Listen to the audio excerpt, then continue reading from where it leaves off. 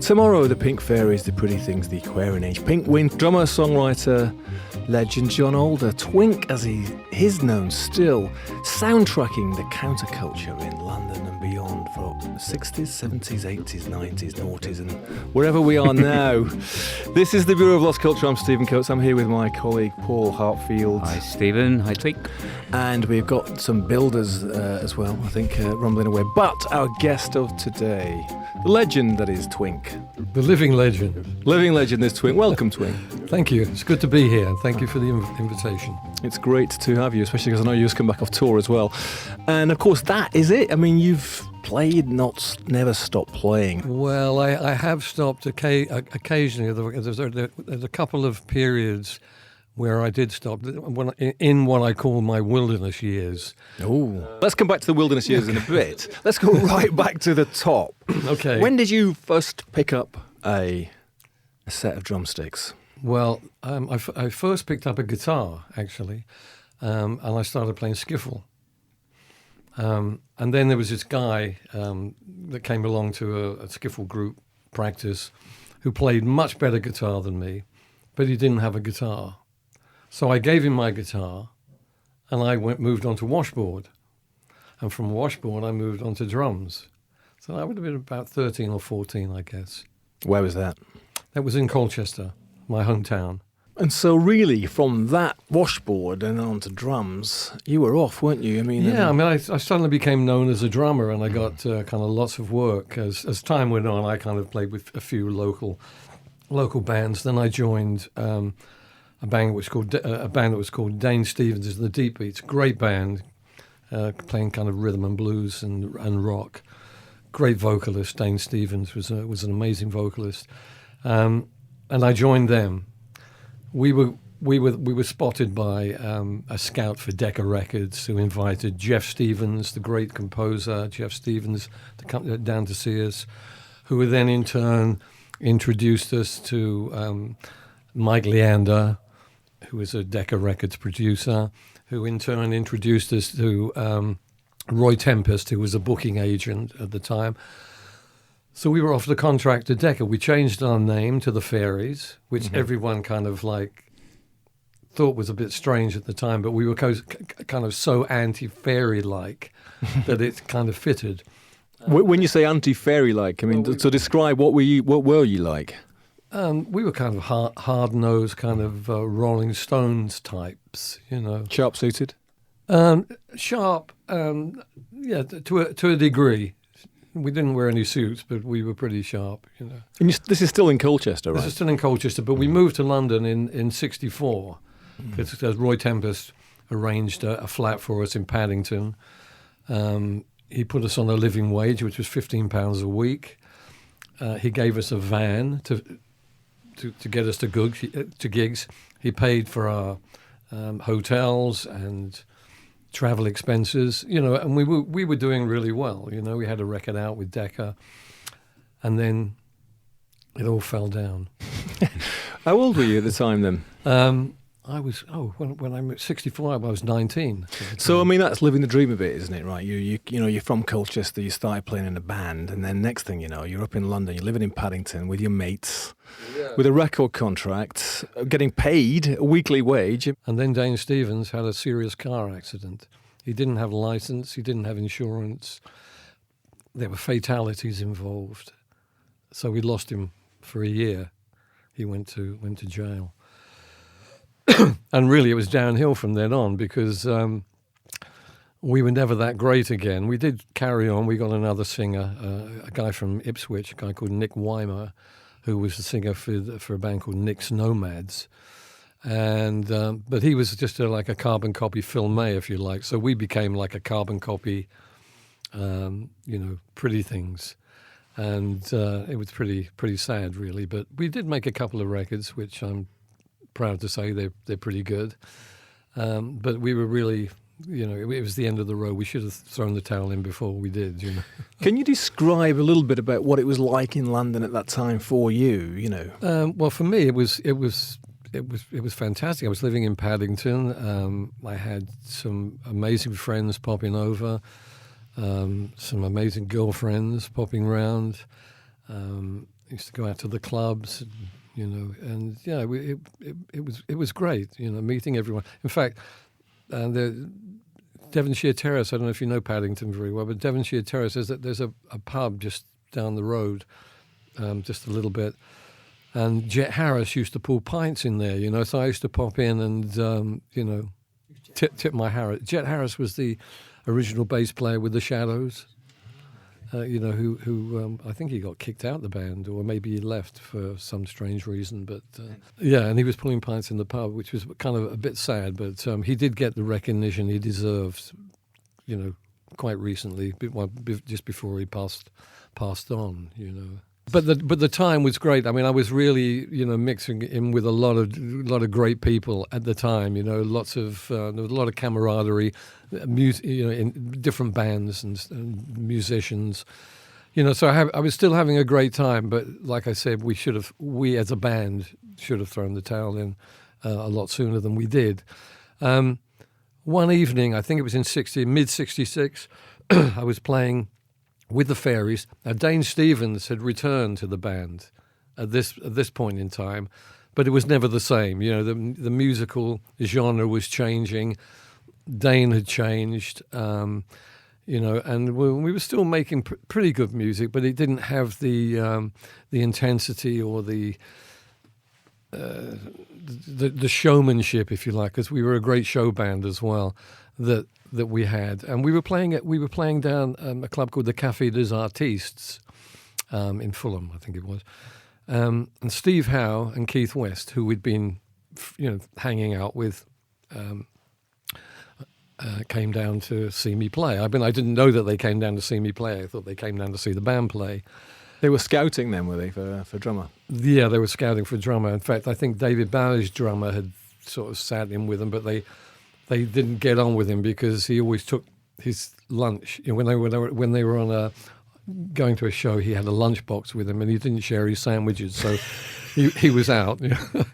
So these things matter. So they came down, and then at the end of the evening, Steve Howe asked me to join the in crowd. Well, I jumped at the chance because, like I said, we weren't doing that great. And you knew about the in crowd, did you? Yeah, I knew about them because I'd been to some recording sessions. I hadn't played with them at that point, but I'd been to meet them, their manager, their producer. So I was kind of well in with those guys. And they were a great bunch of lads, great showmen as well. They were fantastic live. Right. I mean, one of the things which I think goes through your career, which has already started really, which seems to be a sort of signature of it, is that you're moving amongst the community of sort of like-minded musicians, and because you've moved around a lot from the people you played with, your own music and other people's music, and that was already starting then, wasn't it? Well, yeah, definitely. You were part of this kind of community or this scene. It must have started in around about '64, or whenever the Beatles moved to London, because I think that was the catalyst for the community spirit, if you like, because. We were all on the same page. Why the Beatles moving to London though? What was it about that made a difference? I mean, the Beatles are the best, and I think it was important for them to move to London. And even though Liverpool is a great city, and it spawned a lot of great bands, the best music at that time. Well, I don't know whether it was the best music or not. I mean, it's not for me to say, but I think.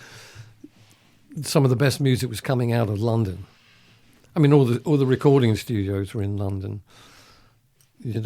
Top session men were in London. So the Beatles moved down. The scene's getting stirred up. You've been taken into the in crowd, and then what happens then? I joined the in crowd, and then it became clear that there was a new genre coming in from the West Coast. In particular, the west coast of the United States, which was kind of like psychedelic music, and I picked up on it. And I know some of the early bands, like for example the Moody Blues, they picked up on it very, very early on because they made a great psychedelic album, which isn't really classed as a psychedelic album, but it is. It's The Days of Future Past, which is absolutely brilliant. I forget when that was released. Was that 66 or 67? Do you know offhand? I'm sure someone somewhere can tell us. Anyway, this music, this fantastic music was coming in from the States, and it just boom, it was like lighting. So we've talked on this program before about these changes in music. Now, certainly in the States, that music had been very influenced by LSD, and of course, acid was in London at this stage. So, what were you getting influenced by the music that was influenced by acid, or was acid part of the scene for you as well? Well, both, because the music was so important to me. So I would, I had a great collection of records at that time. Excuse me, and but later, it was a bit later in '67. I would say about '67, I started to experiment with LSD with my friends, the Friends Tomorrow. We used to take a few trips.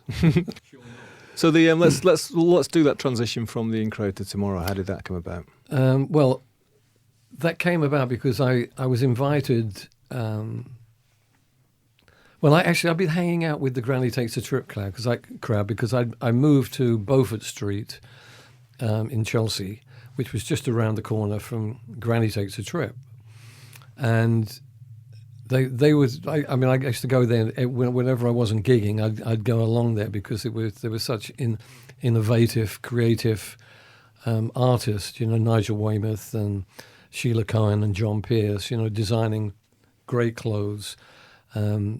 Nigel was developing his poster skills. He'd already done some flyers and visiting cards and things like that. And so I learned a lot from them, about music and about fashion. And then I wanted to pass this on to the band, but how that came about was John Pierce said to me, "You've got to see this band Pink Floyd." He said they're absolutely amazing. They look very Dickensian, and they're using light shows, and their music is very kind of spontaneous. And so I said, well, it does sound interesting. So I went along to the UFO Club in early '67, and I was blown away by what was actually happening there. The atmosphere was just incredible. Joss sticks burning and films being projected on the walls, light shows, groups of actors, people doing things, in the audience, I mean, the UFO became a kind of the epicenter, didn't it, of that scene, because it had a bit of everything: fashion, music, food. Yeah, and all sorts of other things started to come out of it later, even political stuff. Didn't they? The people involved in it, right? So, absolutely. So that was a big transformational thing for you, is it? It was because I said, well, this is what I want to be a part of. This is the type of music that I want the band to be playing. So that's how it happened, and it didn't take long. I mean, they were a little bit, how do you say? Not unreceptive in the beginning, but they did become very receptive, and we bought a set of clothes for all of us at Granny Takes a Trip. Keith started to write music. Actually, he wrote 2 songs for the Blow Up movie, because we were the Who were originally asked to be in the movie Blow Up. They weren't available. The In-Crowd, because we were still the In-Crowd at that time, was then asked for that spot. We went and had breakfast with Antonioni at the Savoy, and it was quite fun. And he said, "Okay, guys, he said our manager was there, so he said, yeah, okay, they got the part. We need to do a copy of Steve's guitar." Because he's going to have to smash it up. Well, actually, that's another story. But anyway, we got the part. We went along to the set for the filming, and Steve refused to smash the guitar up. He didn't want to do it. So that was goodbye the In-Crowd from tomorrow. Then the Yardbirds came in behind us, and took that spot. Right. So you changed the music, you changed the name, personnel, and it's then Tomorrow is. Oh here. yeah. Oh, if I could just say about the two songs that Keith wrote, two songs, Blow Up and Am I Glad to See You, and I was knocked out by Am I Glad to See You. I thought that's such a great track, and I encouraged him to write more. I said these are great songs, you've got to write more. So, that was how Keith really got into songwriting. Music became more extended. The jams, the breaks, guitar breaks became more extended. And Junior and myself, we'd do kind of mime audience participation stuff. I'd leave my drums, and we'd leave Steve jamming away, and Junior and myself would do kind of like a mock fight or something, all in slow motion, and the audience loved it actually. But yeah, so that's how we evolved. We evolved. And I think we should listen to some music. Okay, hear a little bit.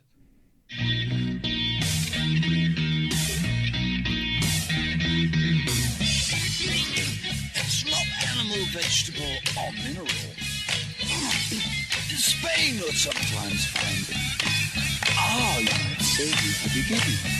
It changes quickly, but it's a good thing. The answer to the riddle is revolution. Revolution.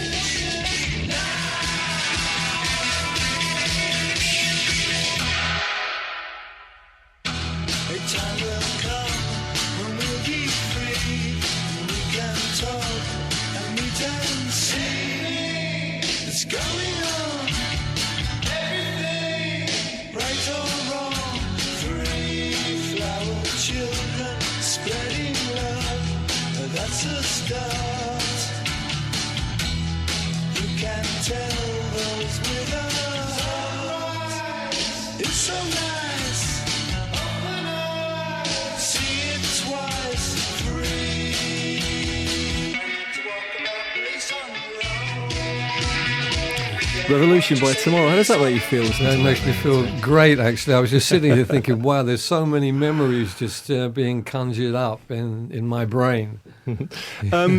Was there a revolution going on? I mean, it's London. It's the sort of late 60s. You got UFO. You got all this stuff happening. And did it feel like there was? It did feel like that there was a revolution going on, and it felt like it would go on forever, but it wasn't meant to be. What do you think happened? I mean, let's talk about that. I think money issues got in the way. Actually, I mean, I know the money issues broke Tomorrow up, right? So and we were really tight, as you can tell by that Sure. that track. It was like, I mean, that's probably our crowning glory, that particular song. And if you listen to the lyrics, it says it all. Flower children spreading love. That's a start. And also a sort of dramatic song as well, wasn't it? With spoken word and sonic experimentations and time changes and stuff. There's a lot going on, right? Yeah. That's right. Why did the money bring an end to Tomorrow? Well, because Keith had a recording session with Mark Wirtz, our producer, and they created this thing called the Teenage Opera, which actually didn't exist, but they said it did exist, and he recorded excerpt from a Teenage Opera, which was Grocer Jack, which went right up to the top of the charts. Well, actually number 2, and so Keith was then in a very difficult position. Well, the first mistake I think as a group we made was we had a meeting. And we said, okay, this is a great opportunity. This is before the record was released, the excerpt from Teenage Opera. We had a meeting, and we said, okay, let's release this as Keith Tomorrow. Steve will then release a single, because so we were all writing stuff, as Steve Tomorrow. And then Junior and myself, we had a thing called the Aquarian Age. Well, that would have been Twink and Junior Tomorrow, Twink Tomorrow and Junior Tomorrow. So, but that didn't happen. They kind of snuck off and they released it as Keith West. So that was the first clue, if you like, that something else was happening. And I think Keith was actually put in a very difficult position because he had all these kind of like business guys, managers and agents and producers, saying, well, you've got to stick with the teenage opera because you're going to make a lot of money with that, Yeah. So that got in the way.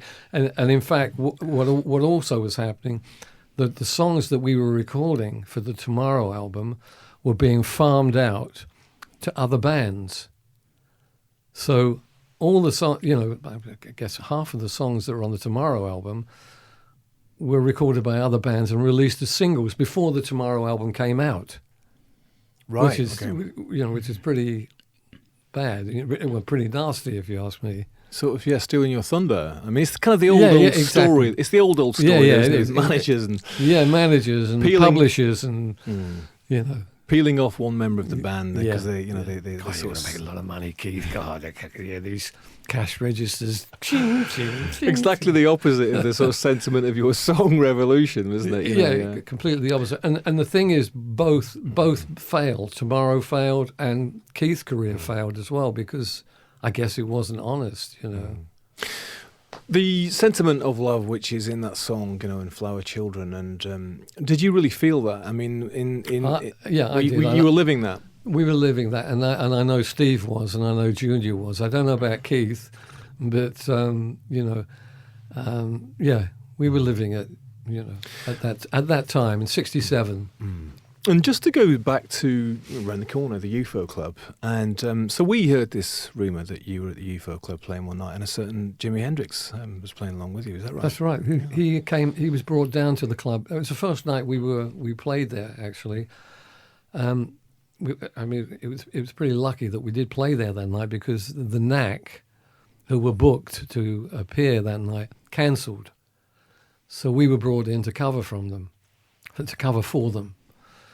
And a mutual friend, a guy called Howard Parker, who was also known as H, he came down there and he brought Jimi Hendrix with him because I think he was a personal road manager or something for him at the time. And we're playing. I saw Jimmy and H walk in because everyone was sitting down on the floor in the UFO Club watching the band. And I saw Jimi Hendrix and H come in. They came in and they kind of sat down in the middle of the, with the rest of the people there. And then came the point in our set where Junior would put his bass down, leave it on feedback, and then start doing his kind of like audience participation stuff. Jimmy just took the opportunity, got up, picked up the bass, flipped it over because it was a right-handed bass. He's obviously left-handed, and just started jamming with us. And so I had Steve Howe on my left, Jimi Hendrix on my right, two of probably the greatest rock guitarists that have walked the planet, and me in the middle, driving it on. It was great. It was a wonderful experience. We played for about 20 minutes, and it was very, very exciting. Did you communicate with Hendrix? When the experience was formed, Mitch Mitchell was my best friend at that time. So I knew all of what was going on with his audition. And Mitch come in, he said, I'm not sure if I want to do this, Twink. He was a bit doubtful about doing the Jimi Hendrix experience. But I'm glad he did. I'm glad he took the job because they made great music together. So yeah, I knew Jimmy quite well. Obviously, I knew Mitch much better. But I was on the guest list for all the early Jimi Hendrix shows. It was Bag of Nails and all these other places. Can you give us a little bit of insight into him? I mean, just some your personal experience of what he was like. Because obviously it's difficult with some Hendrix because he's become eclipsed by the legend of Hendrix, hasn't he? Yeah. I think everyone understands that he was a very, very warm generous human being. You know, he was unassuming. He was not a big head. You know, he was down to earth and very sensible. I remember at the end of that set at the UFO Club, he was sitting on the floor down by the bass amp, and he looked up at me and he said, "Is this love, Twink?" To which you replied, I didn't say anything, just smiled and carried on. So what about next for you then? So tomorrow is kind of dissolved in sort of some financial acrimony, but you're still... Well, I cut a record with Junior, the bass player, 10,000 Words in a Cardboard Box, which was produced by Mark Wirtz. Only a few copies were ever printed, I think, because... Well, I mean, I know John Peel played it, but it wasn't. There was no record company support, no management support, so it really kind of just, it just came out. You know. I think we should listen to it. Okay.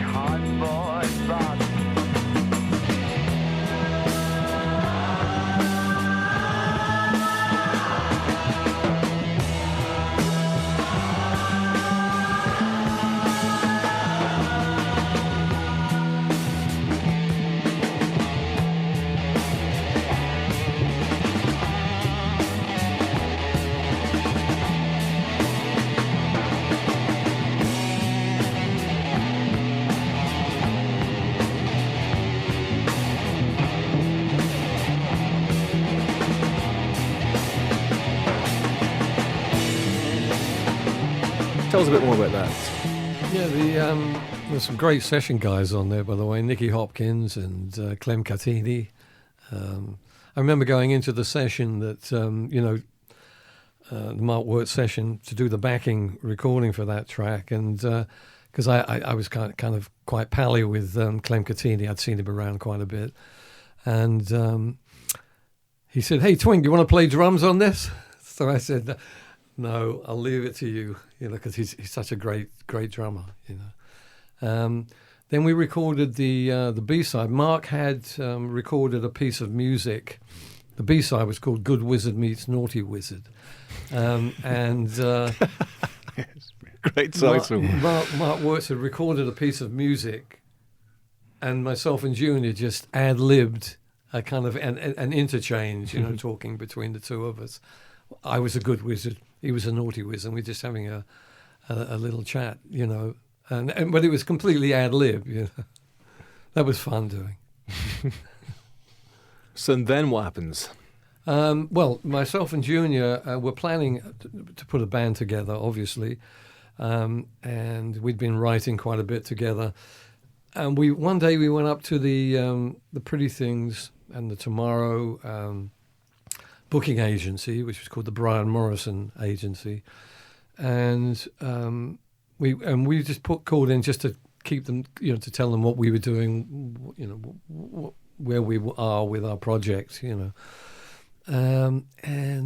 Dick Taylor was there at the Pretty Things, and he said, Twink, and he looked very agitated and perplexed. He said, Twink, Skip's left the band. We're going to Rome this weekend. Can you help us out?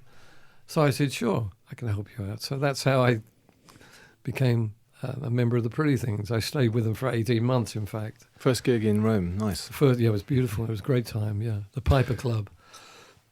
And you recorded with them? I did, yeah. I carried on recording. Skip had recorded 3 tracks for SF Sorrow, and I recorded the rest of the album with the Pretty Things. Shall we listen to Sorrow is Born?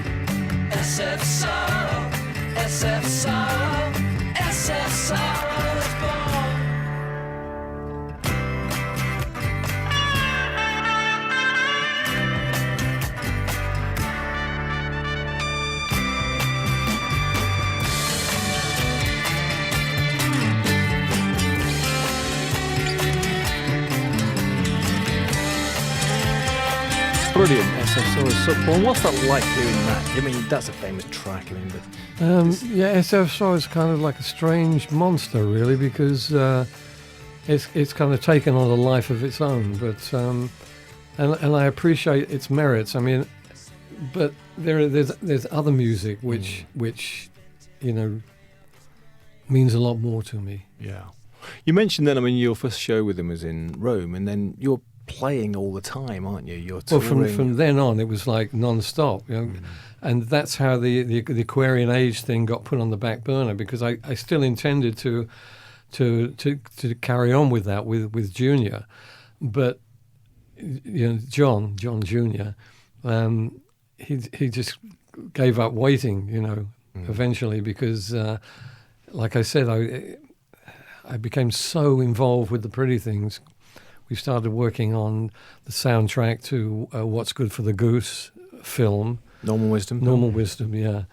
And I love that you moved from Antonini to Normal Wisdom, blow up to What's Good for the Goose. It's a great move. Well, Normal was a hero of mine from when I was younger. So and a huge star at the time, right? I mean, he was a big business, wasn't he? Yeah.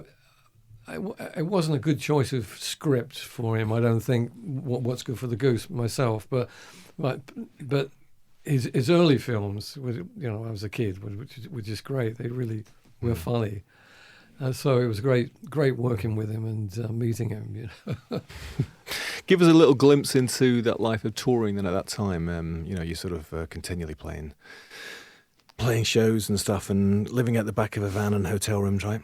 Yeah, well, hotels, pretty Things were a kind of like a higher level than, say, Tomorrow was.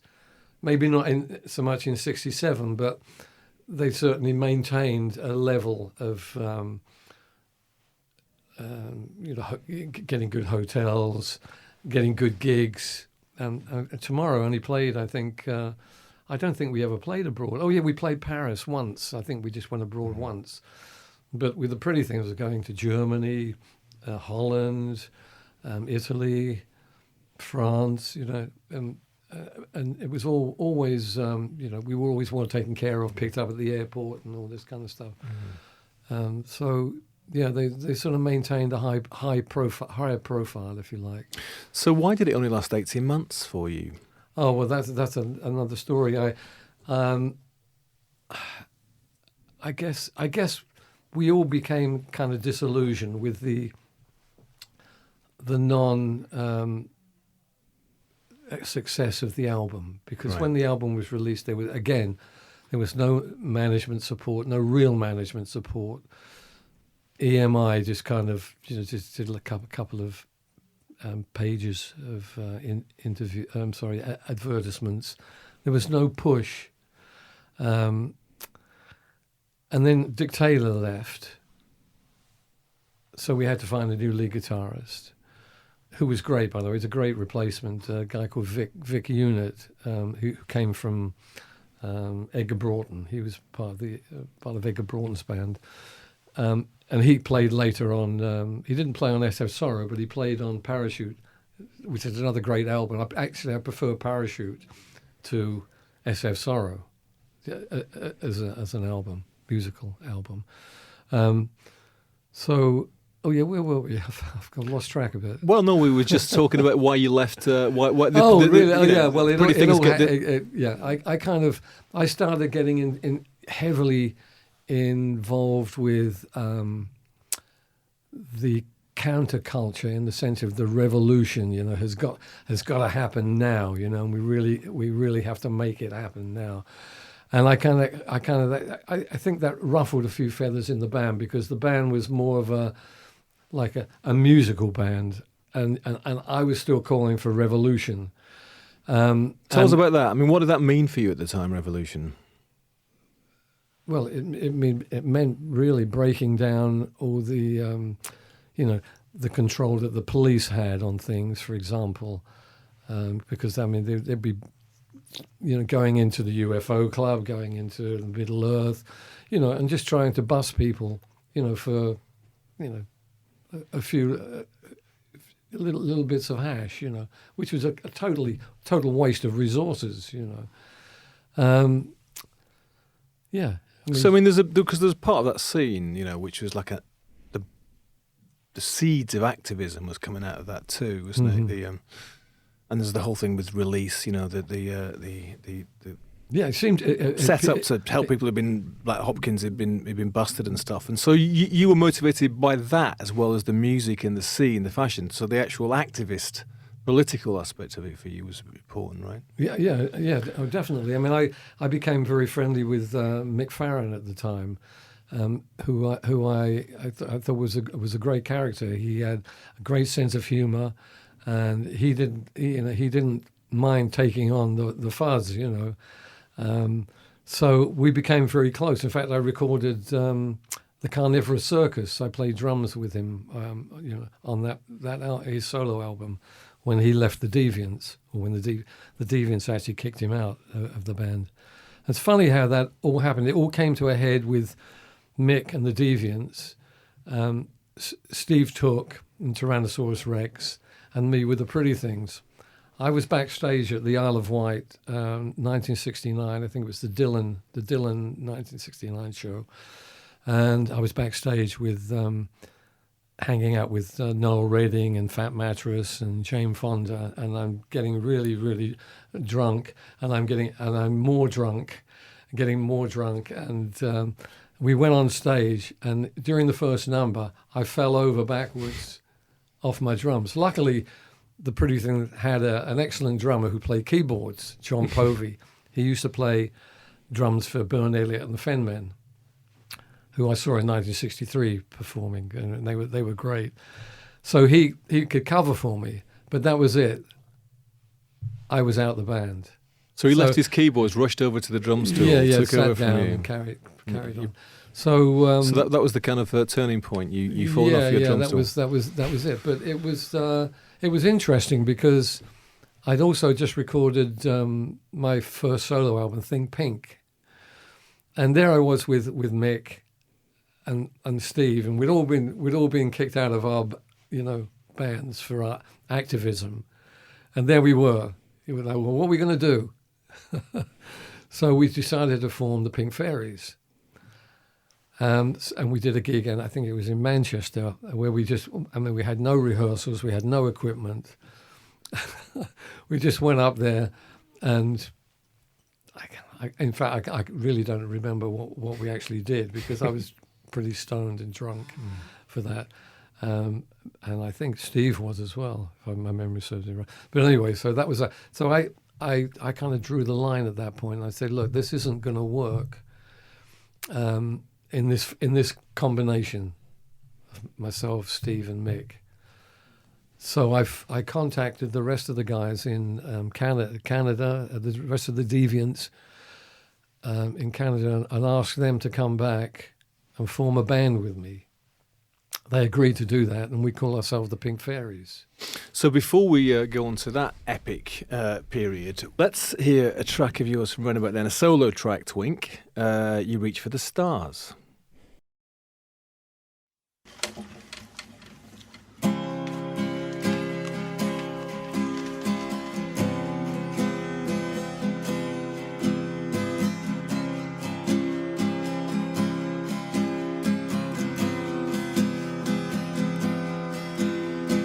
There was a time,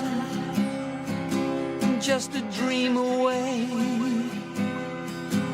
when the world was yours, only games to play. You reach for the stars,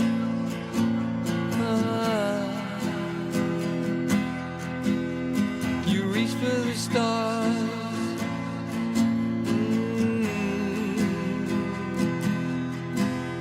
It's only just beginning, as it says in the song. We're winning, we're spinning, you reach for the stars,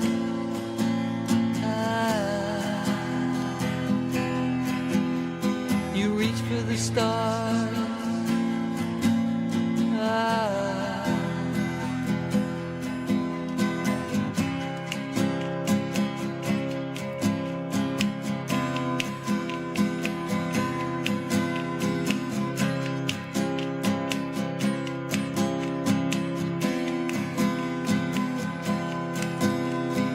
There was a time, just a dream away, when the world was yours, only games to play. You reach for the stars,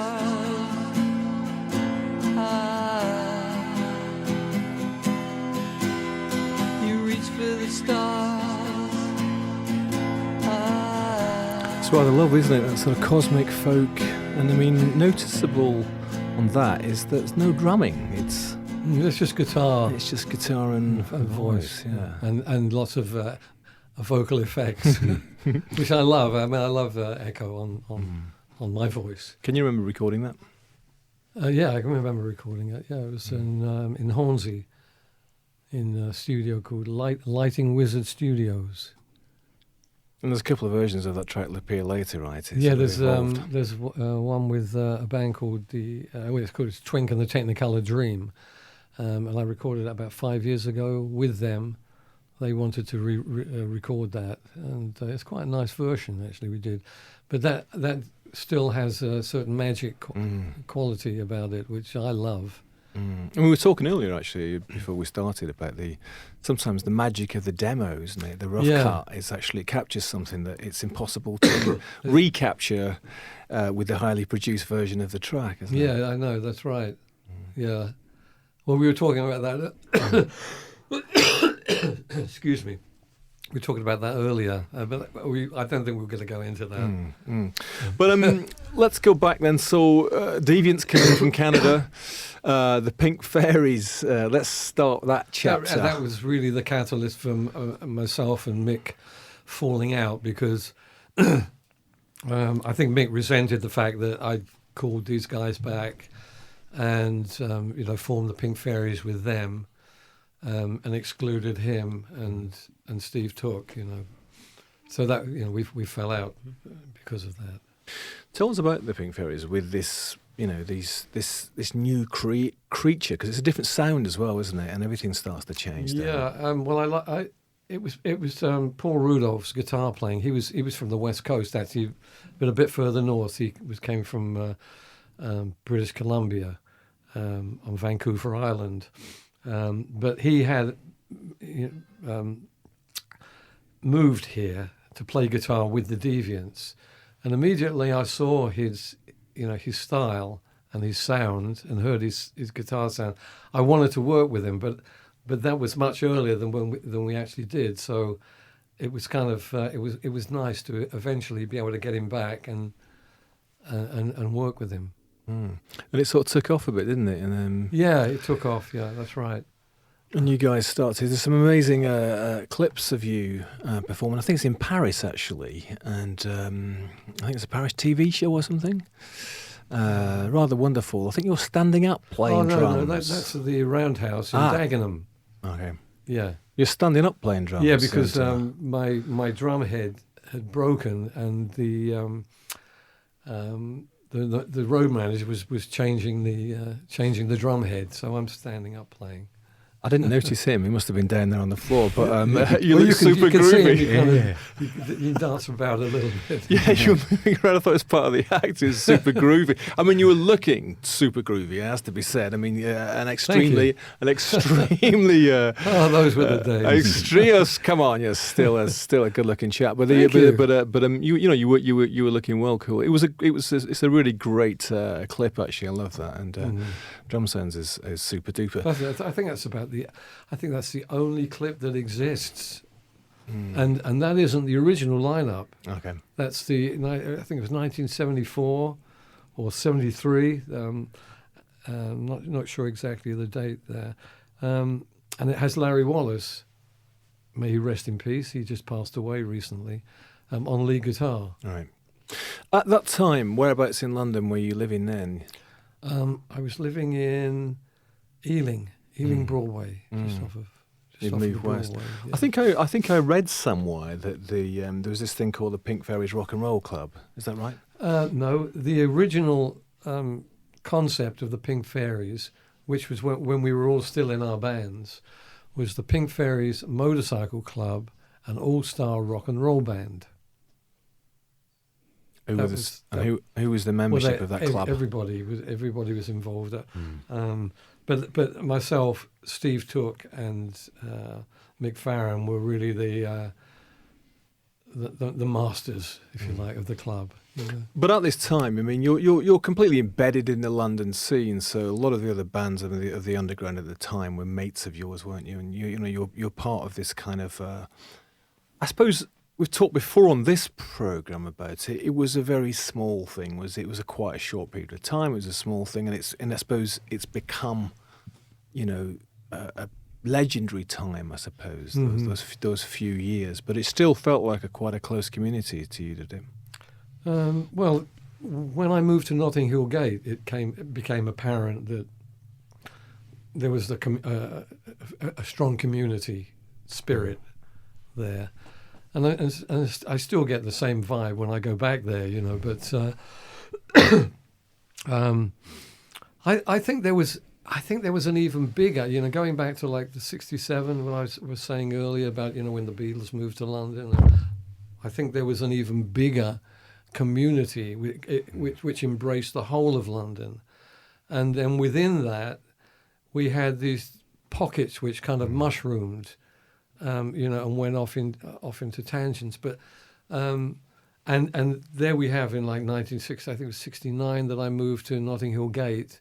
There was that pocket, whereas and the other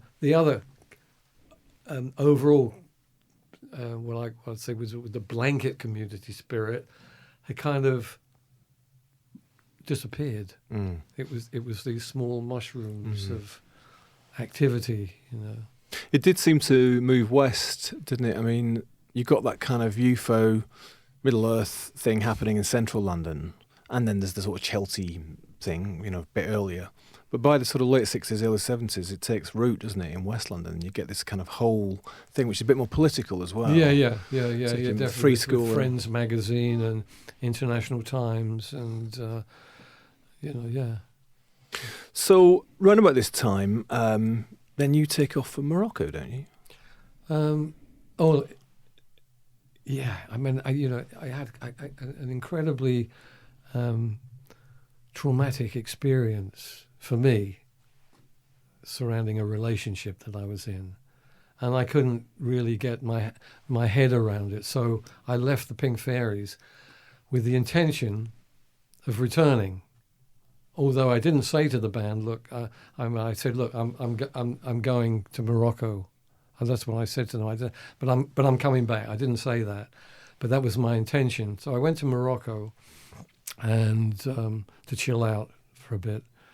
But it was too hot at that time. So I went up to Portugal and sort of chilled out there. Then I went to northern France, Caen, around Caen, Normandy, and then back to the UK. And I moved to Cambridge. And then I went to see the Pink Fairies perform in Powers Square. They were doing a benefit there, and they'd changed.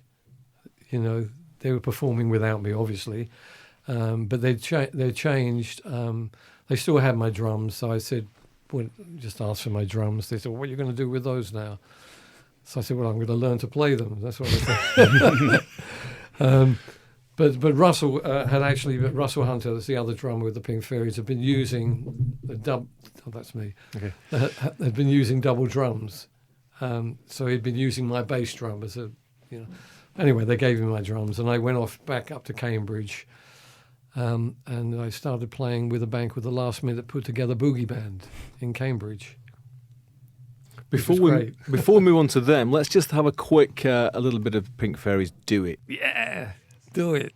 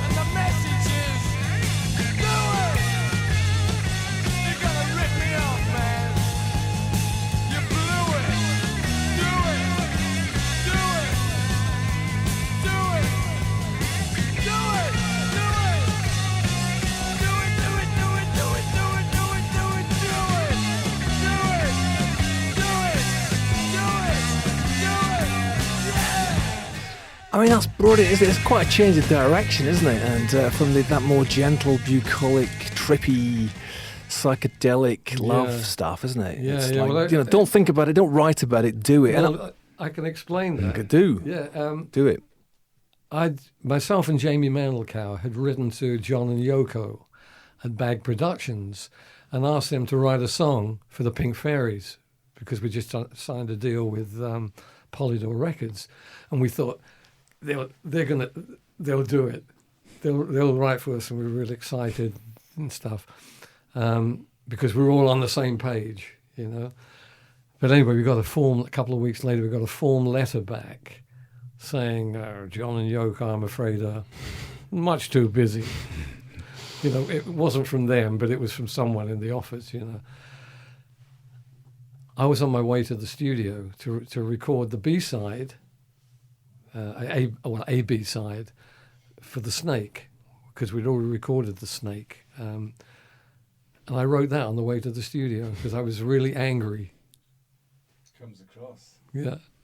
Are you aware of White Denim, the band now?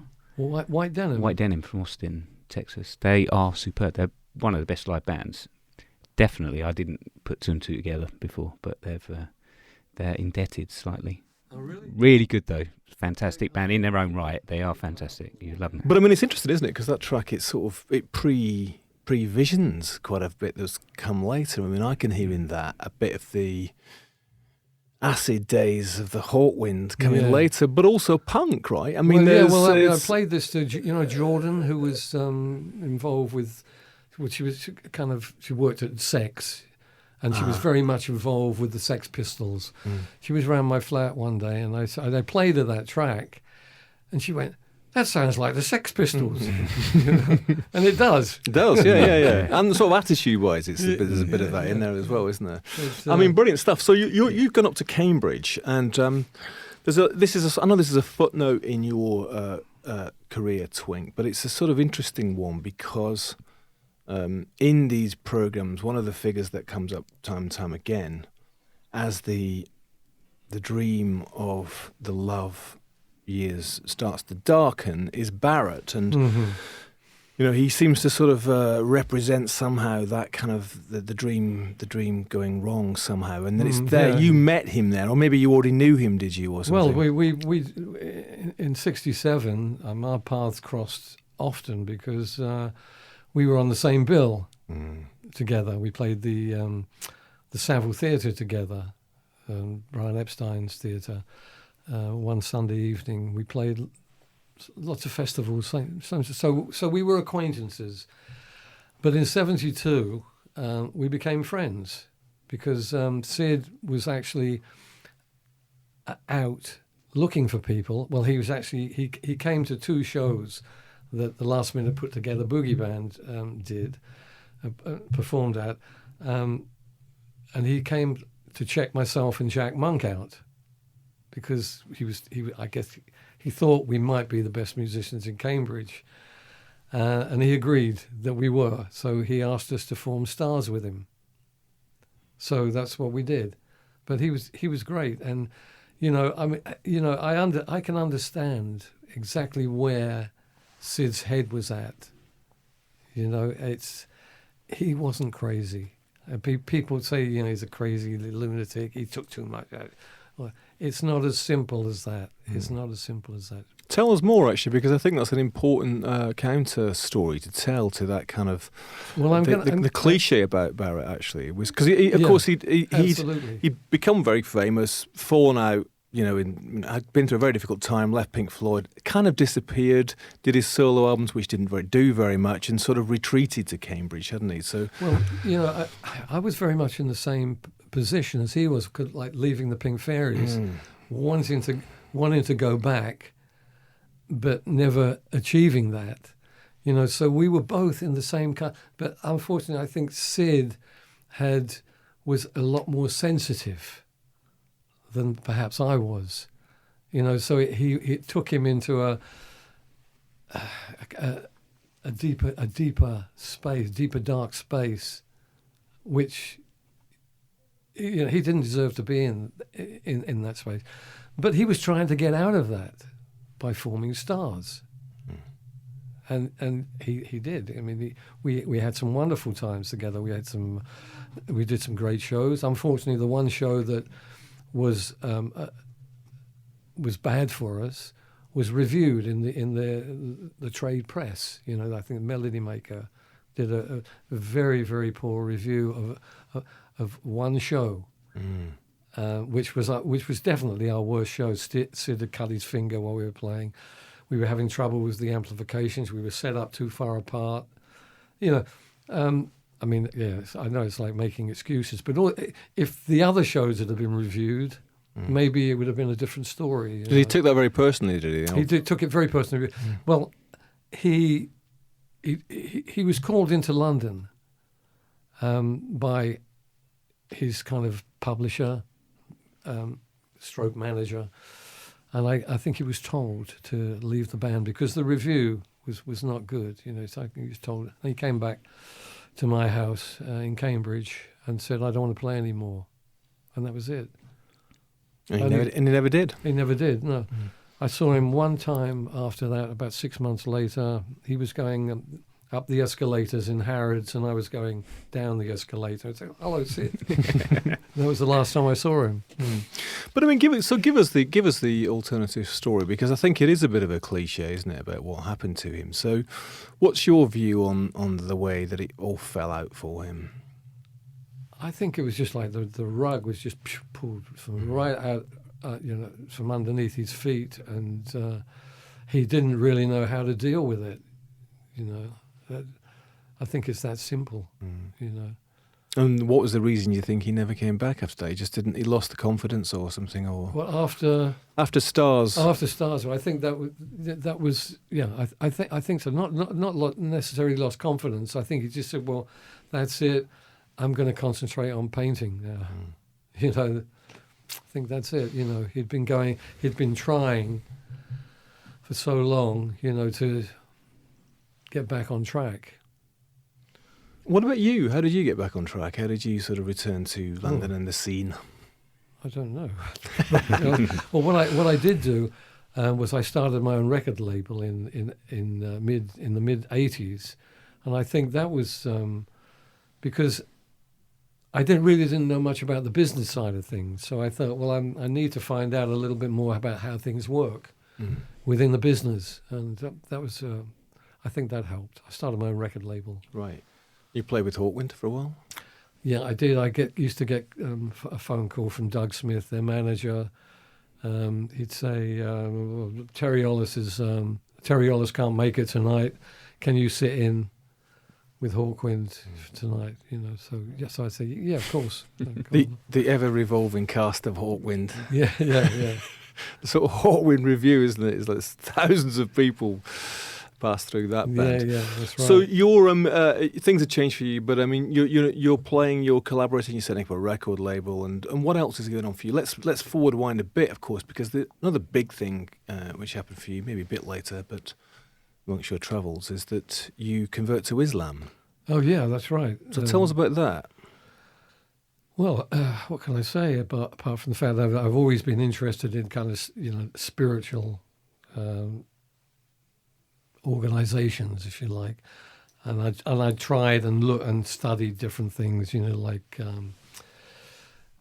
the Hare Krishna thing, the Christianity, Catholicism, Freemasonry, magic, all that kind of stuff. I've always found it very interesting, and the Divine Light Mission. In fact, I took Peter Green along to the Divine Light Mission one day, but that's another story. When was that? Well, that was in I'm just trying to pinpoint it. It must have been about 1970. That before his big falling out? Yeah, it was quite some time before. And so anyway, no one ever suggested Islam to me. And then I think about 10 years ago, I was in Morocco again, because I've been going and coming for years. I always loved to hear the adhan, the call to prayer. I thought that was great, hear it 5 times a day, but it never clicked. So anyway, and I always, because you can't actually go into a mosque in Morocco unless you're a Muslim. So and I always peek into the mosques and be interested from that point of view. But I never sort of started studying. And about 10 years ago, I started to read about it, and I said, well, this looks good. And I've always wanted a practical way for me to express my gratitude for the things that, that are given to me freely, like the air that I breathe, the food that I eat, the water that I drink, all these very basic things which we all take for granted, And that was it. And I started to, embrace. I did a shahada, which is where you find an imam to do that with you. And I did the shahada in Colchester, and I became Muslim, and it's great. Are you still in Colchester? I am actually in Marks Day, which is just outside of Colchester, but I have a house in Marrakesh. My wife and my daughter live there. You've had this extraordinary life. I mean, we haven't even dug into the fact that, you've also, apart from that Norman Wisdom film, What's Good for the Goose, you've been in Lovejoy, David Copperfield, actor. Yeah, well, walk-on actor. Just a walk-on. And also, producing music all the time, producing more albums under your solo name, producing more albums with other people. And we're going to play something from your brand new album, which is wonderfully pink, psychedelic pink here. Which track are we going to hear?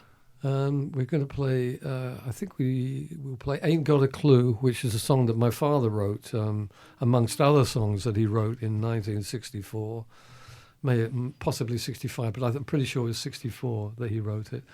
And this is the first, it's not the first recorded version. I produced a band from Colchester in 1964, a band called The Gatemouth, and they did a version of this, which has been lost.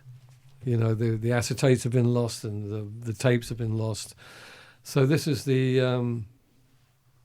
final version, if you like. So this is it last year in Canada with a band called Moths and Locusts and Heavy Friends, and yes. I like it. So this is Twink, Think Pink, from Think Pink 4, and it's Ain't Got a Clue by Twink's dad.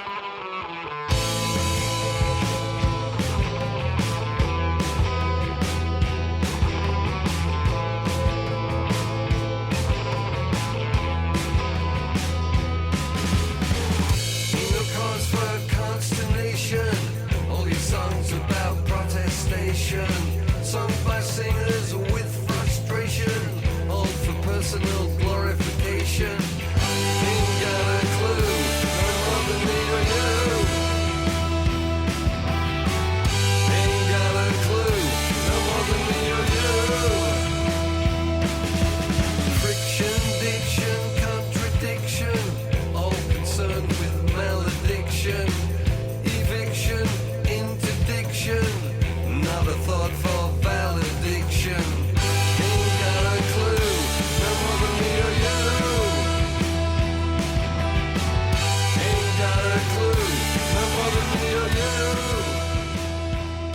Twink, we're coming to an end, and Paul's got a funny story he was going to ask you about. What were you talking about earlier, Paul? Oh, the John Peel quote. Yeah. It just makes me giggle. It's the white bicycle quote. It was, my wife's bisexual. Oh, yeah. It was just made me giggle, and it was just one of the little facts that's stuck in my brain. It's useless, so I apologise, but No it does problem. make me giggle each time. And it's kind of ruined the song for me a little bit. Yeah, I know. Well, someone was reviewing that in Melody Maker or NME or one of those, No. and they actually said that. They put it in. They put that in. They said, well, I can keep hearing this new track by Tomorrow called My White Bicycle as my wife's bisexual. Yeah, no, it's great. It's given it a new twist for me. That's all right. Of course, that sends us off onto a whole thing about misheard lyrics in songs and stuff. Yeah. Those people from that time, I mean, obviously quite a few people are dead now, Twink, but you're that's very right. much alive. But I mean, are you still in contact with people, Steve Howe and all those people from back in Tomorrow? Only when royalty issues come up. We don't hang out together, much as I'd love to, because I think he's a great guitarist. He's one of the greatest musicians that I've worked with. I think he's just brilliant. In fact, I prefer his guitar playing in the Tomorrow days than in his later years. But no, we talk occasionally. When you look back, and I'm sure you don't look back through pink or rose-coloured spectacles, to that time, those sort of brief years in the sort of mid to late 60s, early 70s, and that whole countercultural scene, the London Underground. What are your feelings about it now, looking back? Well, looking back, I feel that it was kind of a lost opportunity, if you like. I mean, the way the world is now, it's in a terrible state of affairs. And I think perhaps if we had persevered, things might have been different. But I think maybe we altered the course of things just a couple of degrees. but it would have been better for everybody if it had have carried on. And how's London changed, do you think, since then? Well, I still get the same vibe when I come to London. I was just walking through the West, through Soho today, and it's just it's still the same for me. I mean, obviously some places have gone, but yeah, I still love London. So we're going to finish with one of Twink's tracks, which is mad, actually, but it's the psychedelic punkaroo. Just tell us a few words about that, Twink. Actually, this is dedicated to my pal Syd Barrett. If you listen to the lyrics carefully, you'll understand why. But